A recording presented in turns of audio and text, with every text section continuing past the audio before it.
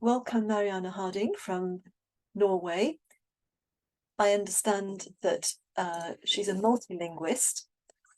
She's a driving force behind many projects of the Norwegian Bridge Federation, and she's an international player herself. So today she's here to tell us about a special project that she's working on. It's hugely ambitious, but I'm sure it's all going to work out. So please tell us what you're up to, Marianne Harding. Thank you, Shireen. It's hugely ambitious, that's right. But I also think it's doable, and I think it's doable in many countries. So, and the title of my talk, I totally understand if you think it's a bit dull, but I strongly believe that changing our perspective to bridge mainly being an inclusive activity is the key factor to succeeding in creating active bridge groups for kids, and also the key to gain access to the school system. So,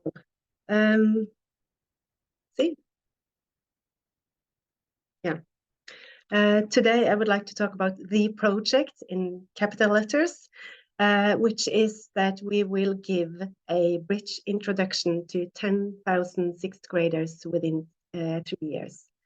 And I think this was enabled by our change of perspective from what can new members offer the Bridge Club to what can Bridge offer individuals and society.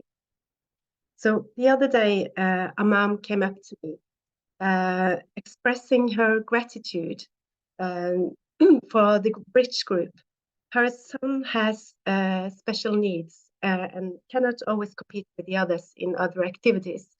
And she can see that Bridge can be his way of succeeding both in an activity and to get friends for life. So I will look at in which way this change of perspective that we are trying to get the organization to do helps us get funding to gain access to school, how it makes it easier to motivate kids, and also how the parents embrace us. And I will also look at how I strongly believe that to include every child, no matter why they join the Bridge, is the key factor. And why to maintain a activity with after school Bridge activity for kids. We cannot let it be an exclusive club for those kids who has the potential to becoming Bridge stars, because if we do so, I think we will fail. So I am the project leader of Bridge in Schools Norway. Originally, I'm a molecular biologist, but I said goodbye to cellular biology and genes as soon as I got a chance to put all my money on one horse, which is Bridge. I do come from a Bridge family. My grandparents, my parents, and now my kids all play Bridge. And it is of immensely value to us that we share a common interest. As a child, I used to sit for hours with my grandmother playing all kinds of games. And as an adult, I talk to my father every week when he calls me with a hand from last night in the club. And I also know all my daughter's friends since they're part of the Bridge group. So, and as you mentioned, I do play internationally, but I think that my greatest achievement in Bridge still is this. Founding Border Bridge Club, which is an intergenerational bridge club. It started in 2018 with a bridge group for kids. And this was a private initiative.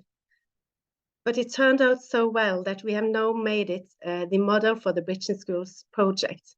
I'll save the details of that for another talk and just jump to conclusions, which is that our experiences were that the kids, they love to play cards, but they had absolutely no experience in trick-taking games. So they start all on scratch. And even though some kids may learn Bridge from a very, very young age, as a group, we think that age like 10 to 12 is the ideal age to learn Bridge for kids. And also that at the end of the school day, they are tired and they're hungry, and to get their attention, we need to feed. So, and what actually surprised us was the parents, because they absolutely love the fact that their kids join the bridge group. And also they would like to learn themselves. So in 2021, we founded this bridge club in my small village, which has only 1,100 inhabitants. And we are now 70 members, all beginners, except for a few international players. So the change of perspective to what can bridge offer. If we look at that, what can we find? We find that we can offer a warm and competitive environment. And it can include everyone, also those who doesn't have the best physical abilities. So we see it's an area for kids to blossom, to find their, place.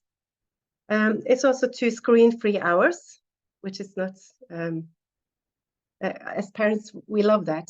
And we also help them get skills to do better at school. And it's reasonably priced. We offer it for free, and sometimes we travel. And for life, they will get a network to help them get the first job, to get through stages in life which are difficult.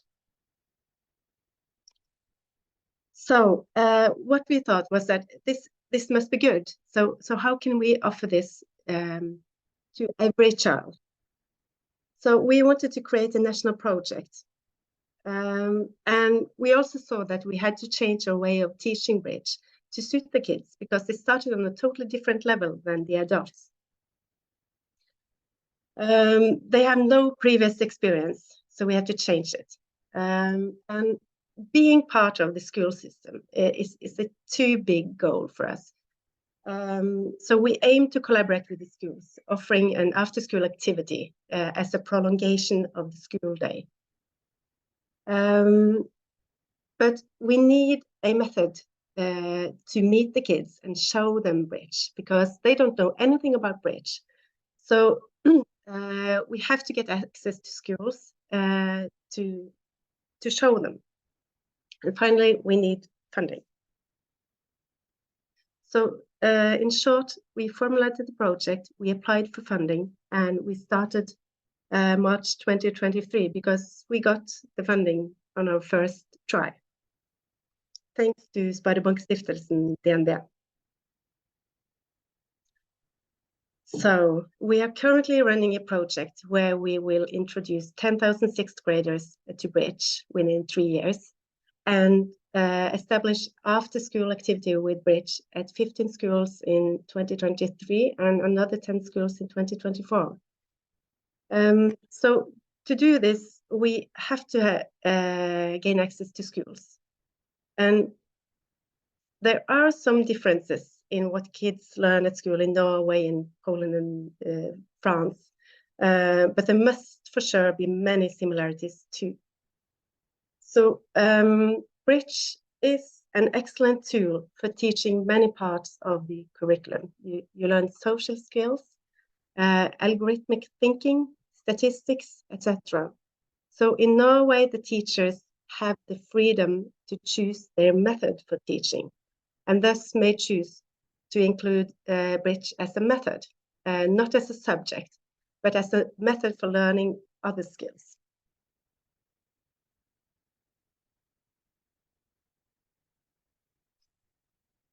So the overall goal is to establish Norwegian School Bridge as a partner organization to the Norwegian school system. And when we do that, I think that as organizations and bridge teachers, we cannot think that we are asking a lot when we are asking for 2 hours to introduce bridge to kids during school time. This is, in fact, our gift to the school and to future generations. It is also a contribution to society that we maintain the generous bridge environment that includes everyone. The project period is 2 years, but we have not started this to stop in 2025. We hope to succeed in a way that makes Norwegian SchoolBridge an important and long-lasting agent in the school system. This is how we do this. So first, the 3 steps are that first we find the volunteers, because we must know that we can offer this to the school. And we train the volunteers, and then we contact the schools and say, hey, we have this offer for you. You are chosen to get a chance to be a part of Norwegian SchoolBridge project. Only 25 schools nationally will get this chance. And then we tell how Bridge fits the curriculum and what the school and kids get. They get an introduction. We establish a after-school activity for the kids. We offer food, Bridge equipment, and it's all for free for the school and the parents.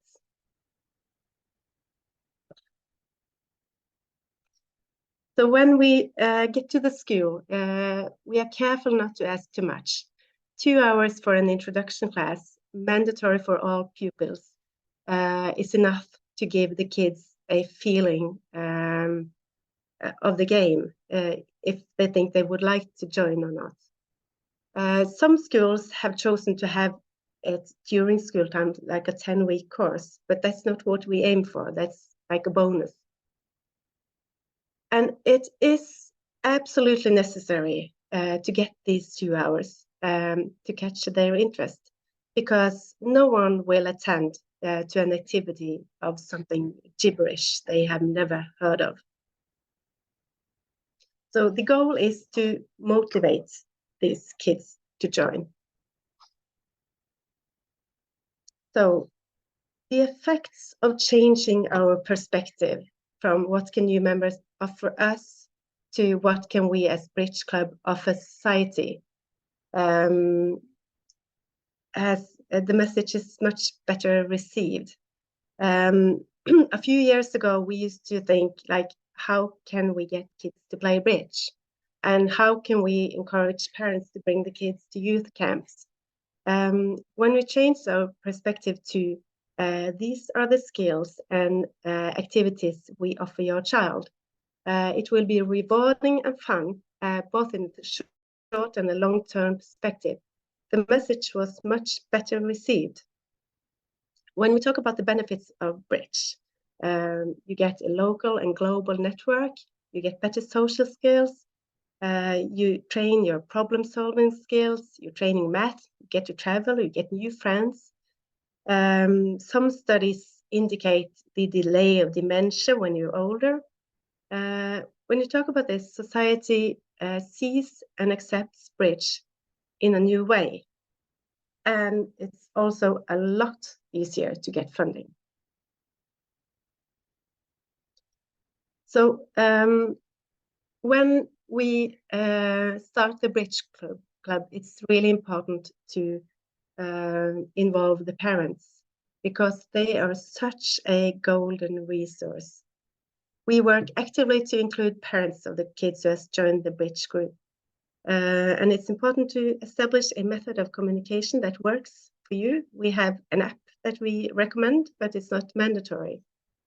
And they will see that this is a good activity to do with my kid, because they might not engage in other activities that the kids are doing, but Bridge they can do together, and it's equally fun for both the parent and the child.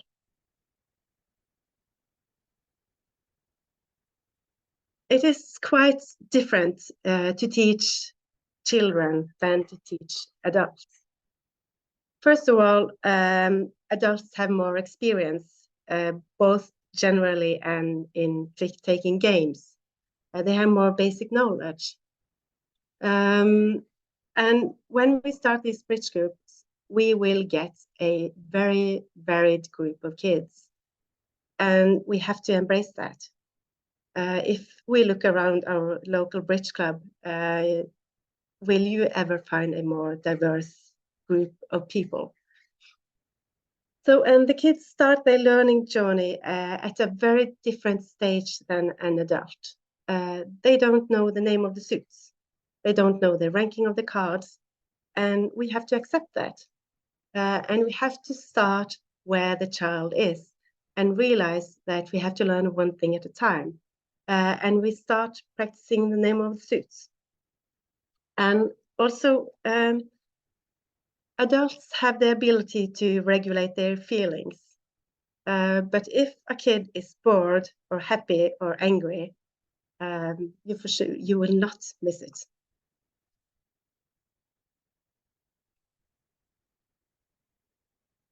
So after the school visit, we immediately start the after-school bridge.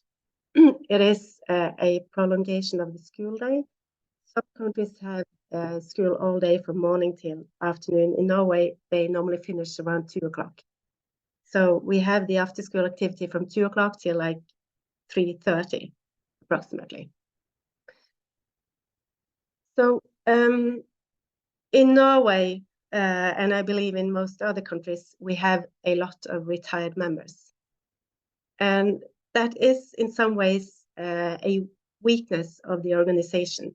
But healthy, youngish, newly retired people, they're a huge resource. And it offers these possibilities to arrange after-school bridge for the kids midday, which we otherwise might not have been able to. When they come, the kids, they have all kinds of motivations for joining bridge. And what motivates kids isn't necessarily the same things that motivates adults. And the motivations may change. And it's rarely only the game itself that motivates the children. It might be the food, the drinks, that we are going to travel. They want to be a part of a group and the others are joining. Some might be excited about the game and the play, and they be able to explore a new game. They're interacting with others, and their motivation will change. But I strongly believe that we need to include kids with all kinds of motivations, and we cannot say that we don't want to work hard with you because your motivation is the food or your motivation is something else. We have to include everyone.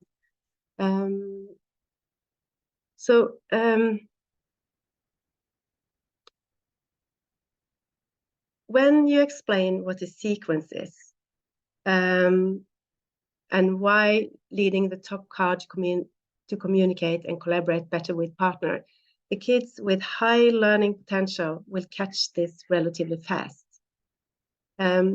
This does not mean that you may move on to the next theme, because then you will lose 90% of the group. Everyone will have to practice this multiple times, maybe for months, to be able to do this. And some of them won't even be able to spot the problem in this sequence shown here. And if they don't spot the problem when they see only 4 cards like this, they will definitely not see the problem when they see 13 or 26 cards. So to include everyone, it is important for us to break down the problems. And that's where we have to do a lot of work to make materials where we break down the problems so that we can teach this to every child, that everyone gets a chance to practice.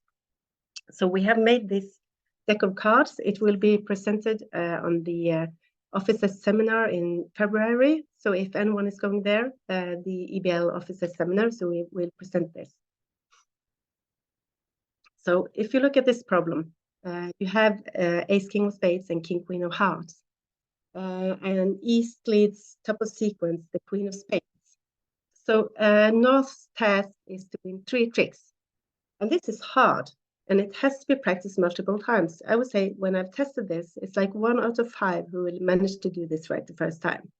And even so, if they see this problem solved, they will not be able to solve this. They have to work on it.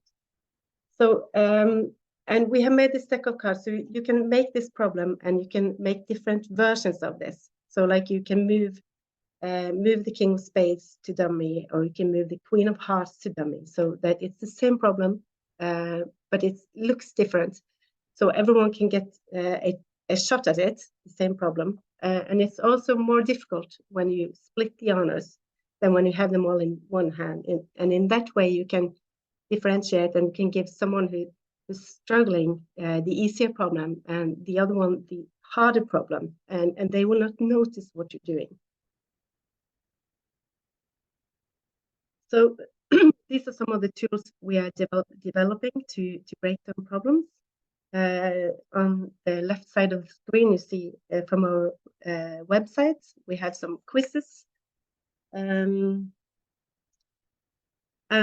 we try to be able to include everyone by practicing a lot. So to make a long-lasting activity, first of all, it must feel safe. Every kid must feel seen and welcome. And they must be sure of what is happening and know what's going to happen next. And when you look at this bidding sequence, so raise your hand if you want to rip your hair off. So, but they have to be allowed to explore and play. And by talking about the bidding sequence afterwards, we might learn more than by interfering with the auction. So we will learn from this bidding sequence that we have to cooperate as a partnership.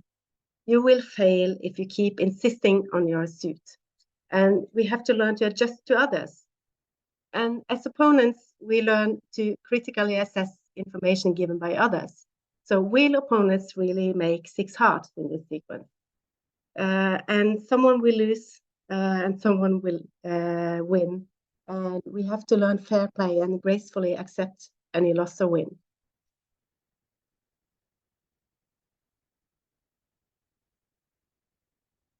No matter what the child's motivation is, it might be the food, it might be loneliness, it might be being with friends, it might be the game itself.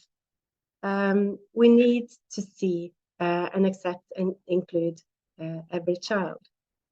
They will learn at different paces, and you don't know which one of them will come to love the game of bridge for life. And the group dynamic depends on us treating every kid in a respectful way. So what happens if we don't? Then the one who came for the food will quit. And the one who loved the game quits because she came to be with the foodie. And the lonely one quits when the others aren't attending bridge. So we have to include everyone, even if they're not the greatest talents of bridge, they have an important function in the group.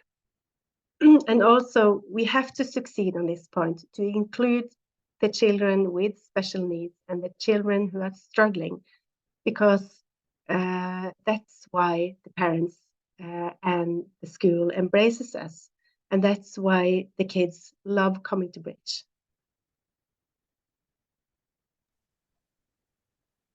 And do you know what rule number 1 in bridge is?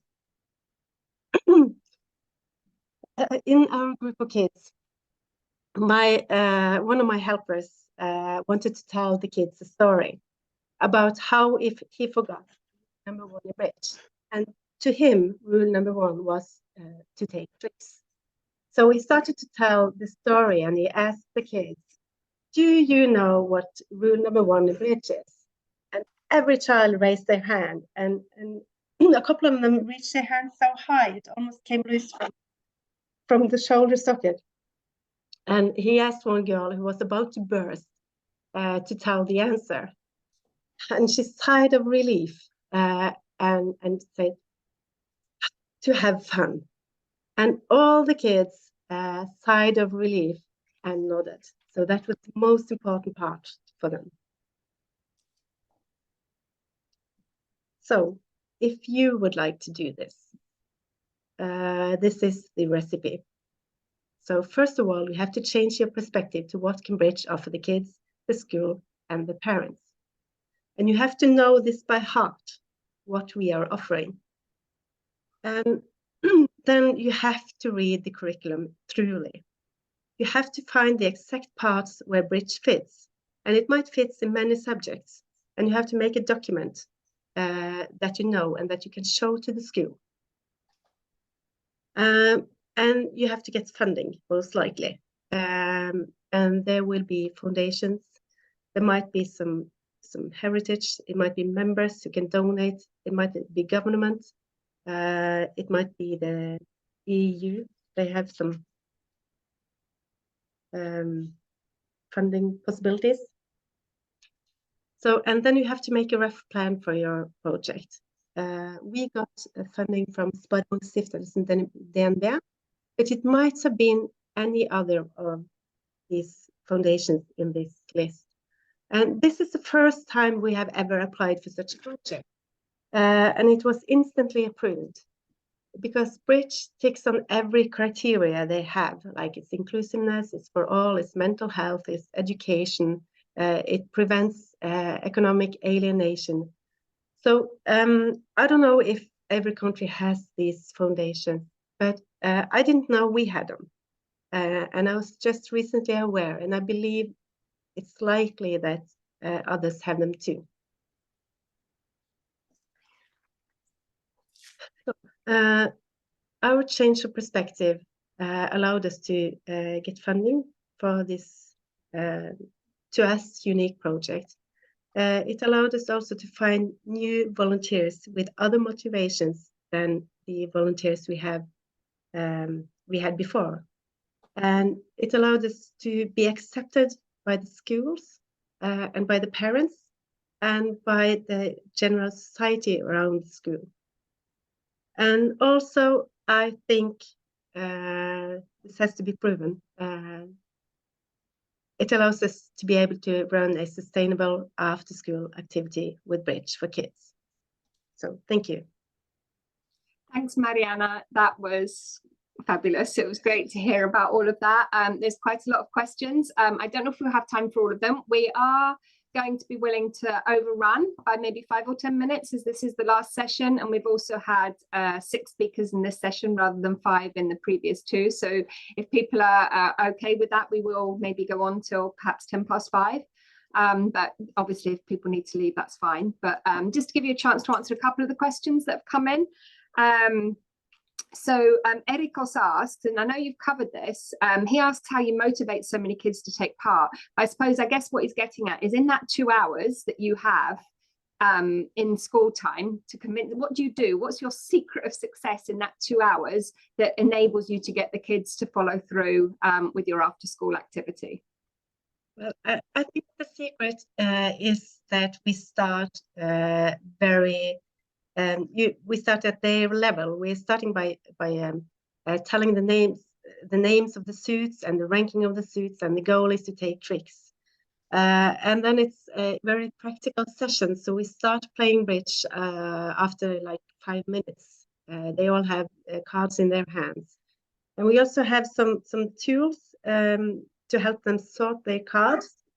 It's like card holders, because it's difficult for them to sort their cards. So it's easy for them to follow. And we also allow them to explore the game. We don't tell them that this is right or wrong. This is a smart thing to do. We allow them to try.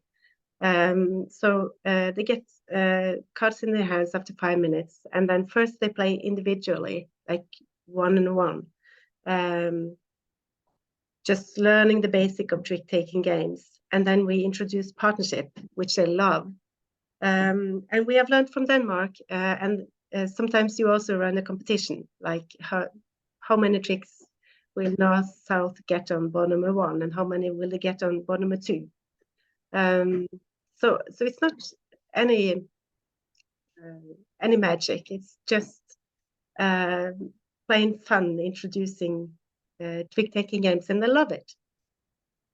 And And then David asks here, do you think that a colder climate helps? The fact that maybe you've got less sunlight and so you have more inside activities. Can this be replicable in other countries? Oh, could you repeat that question, please? He asked that is it an advantage that in Norway you're so high up that there's less sunlight in the winter and that maybe more inside activities are slightly more common? Well, I don't know. I cannot answer that. It might be. And we've had another question from Ian. How much money do you need for each school, typically? Roughly how much money do you? Well, not much for each school. I mean, the costly activities, it's the training of the teachers. When we bring them, to train them for a couple of days. And it costs a lot to develop the new material. We are making animated videos. We are making, all new materials for this. But each school only needs decks of cards and these card holders that helps the kids sort the cards. So I need for each school is, I don't know, a couple of £100, not much. And what food? And then we give food, offer food. So it's what food he asks. Well, as I said, it's like carrots. Well, it's I hope it's not literally food. carrots. That's vegetables. Sometimes yes. We try to follow the curriculum for health and serve healthy food. So it's like fruit or vegetables or maybe some bread and spread. So quite simple. I'm not sure that such healthy snacks would entice all children, but there you go. Oh, they fight about it, and they also trade. They also trade like one carrot for 2 apples and stuff. Yeah.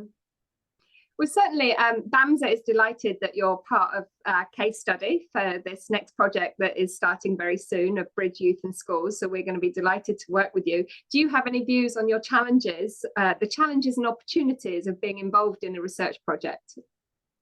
Well, we are really delighted that we're part of this because we have this feeling that this is good for the kids and they enjoy it, but that's our feeling. It's not facts. So when you're following us and doing case studies, we can sort of prove our points, and it will be really interesting to see how this goes and what makes kids want to continue Bridge after a year or two. So, and I think also that the results of the research might help us to get accepted at new schools.